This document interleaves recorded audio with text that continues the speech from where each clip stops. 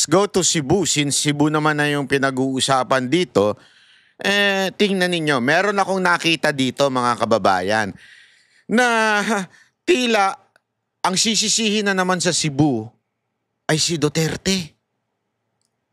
Ha? Itong si Auntie Claire, itong inilagay para i-troll ang mga Duterte, tila sinisisi na naman ng mga Duterte. Hayop din eh. Ang lala. Ito ha. Governor Pam Baricuatro ang mga substandard na flood control project kaya binaha ang kanilang probinsya. Si Pangulong Bongbong Marcos naman ipinag-utos ng imbestigahan ang mga naturang proyekto. Nasa frontline ng balitang yan si Ian Su. Substandard flood control project ang sinisisi ni Cebu Governor Pam Baricuatro kaya nararanasan ngayon ang pinakamalalang pagbaha sa kasaysayan ng lalawigan. Kung tutuusin, 26.6 billion pesos ang kabuuang halaga ng mga flood control projects sa Cebu, pero hindi nito napigilan ang malawakang pagbaha. Ayon sa gobernadora, dapat managot ang may pakana sa mga substandard na proyekto.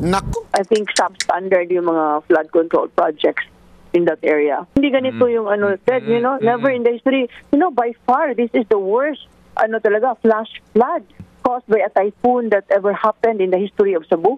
Ito yung pinakagrabe. Actually, Ted, mas grabe pa tong Tino kaysa Odette. Kasi yung Odette, it was the wind. Itong Tino, flash flood. Ayon naman sa UP Resilience Institute, halo-halo ang dahilan sa pagbaha sa Cebu. Una ay may mga lugar raw talaga na nasa floodplain. Ibig sabihin niyan ay posible talaga silang daanan o daluyan ng tubig mula sa mga ilog. Base doon sa mga nakikita ko, yung mga binaha ng mga subdivision, doon sa Azalea, doon sa Del Rio, doon sa Mandaue, sa Liloan, Talisay. Lahat ng mga nakikita ko doon, karamihan or most of them ay nandun sa floodplains na natukoy na yan ng mga lugar na bahain. So, ibig sabihin nun, dapat na-evacuate sila kasi may mga mapa naman na sinasabi na hazardous yung area sa baha. Isa ring dahilan ang rapid urbanization o biglang pagdami ng mga kabahayan sa mga munisipalidad. Posibleng nakaapekto rin daw ang pagmimina na nagresulta sa pagkalbo ng mga kabundukan na sanay sasalo sa tubig ulan. Sa datos ng Malacanang, 343 flood control projects ang ginawa sa Cebu sa ilalim ng Duterte administration, habang may 168 flood control projects naman sa ilalim ng panunungkulan ni Pangulong Bongbong Marcos. Dapat daw masilip ang mga ito. Pinaiimbestigahan na ito ni Pangulong Bongbong Marcos. Yan po ang dahilan kung bakit po nagpapaimbestiga ang Pangulong Marcos Jr. dahil nakita niya po yung epekto, may mga budget na inilaan para dito pero parang hindi gumagana. Nakita ninyo? Nakita ninyo? Ulitin natin! Ulitin natin! Pagdami ng mga kabahayan sa mga munisipalidad.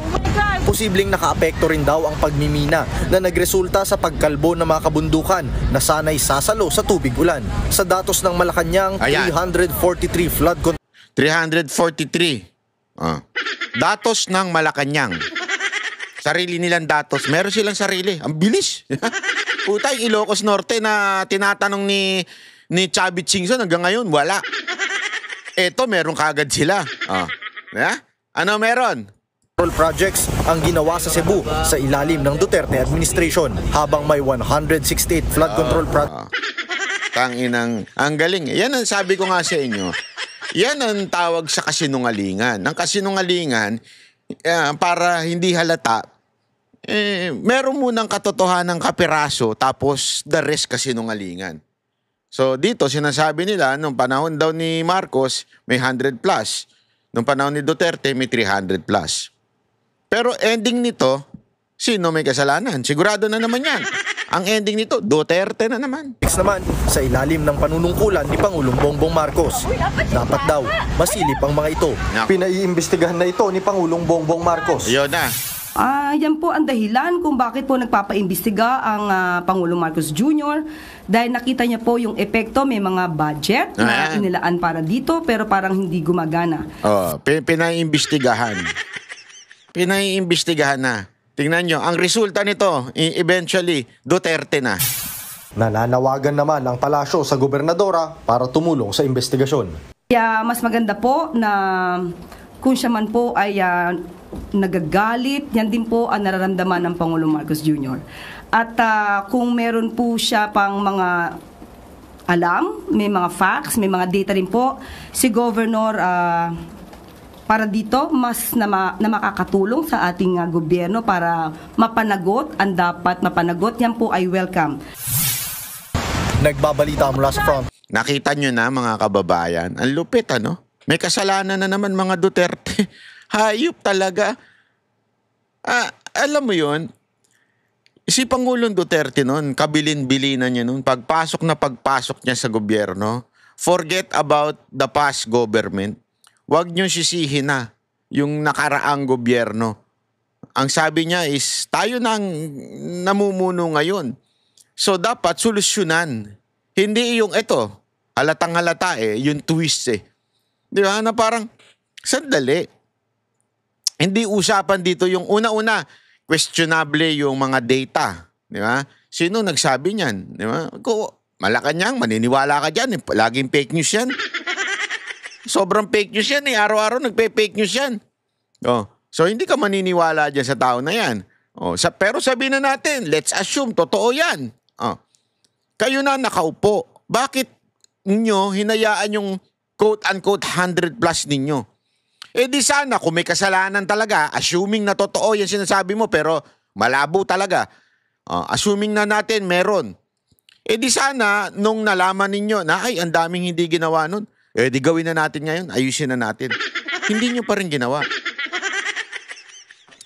So ibig sabihin, talagang merong katiwali ang nangyari ngayon.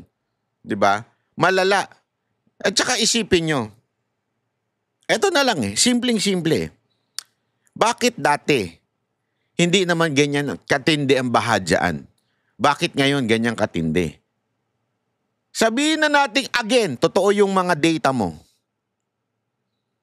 Bakit hindi nagbabaha ng ganyang katindi? Ibig sabihin, yung mga ghost tuloy, yung mga flood control project noon, maayos. Yung flood control project ngayon, ghost project. Di ba? Huwag na tayo magpaikot-ikot. That's the reality of life. Merong ganun talagang eksena. Palusot ninyo, halatang-halata Sus, di ba? Kami ang boses ng masa, hindi natatakot. Katotohanan lang, di kami nalulunod. Walang bahid ng sismis, lahat ay totoo. Kahit sino ka pa, pag mali ka babanatan ka. Walang pinipili kulay, wala kaming kinikilingan. Basta para sa bayan, kami lalaban. Pag tama palapakan, pag mali banatan. Di matitinag, di matatakot, para sa bayan tuloy ang sigaw. Sa harap ng kamera, walang halong takot. Mga baluktot, lahat kayo'y tutumba. Ang hustisya at totoo, yun lang ang mahalaga. Kahit